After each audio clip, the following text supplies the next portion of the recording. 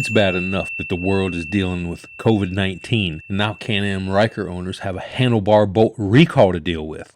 BRP, or Bombardier Recreational Products, has issued a recall notice of their 2022 Cam Am Rykers. Cam Am has warned owners the Handlebar Steamboat can break suddenly and to take it to your dealer for a replacement. There's mine sitting right behind me. It's under wrap till I'm able to get this recall completed. Meanwhile, crates of Cam Am Rykers are stacking up due to shipping and parts delays. That's not sitting well at all with Ryker owners who are just about ready to lose their minds with a problem that has existed since September 2021. So the internet is abuzz over this, and everybody's talking about it. It's finally hitting the news now on July 23rd, 2022, but the recall notice came out on July 15th, 2022, about 2 weeks ago. And the recall has filled the forums and Facebook groups on Cam Am and Rykers and all that, and a lot of people were wondering what the heck is going on. And there's even been 2 fatalities over this recall.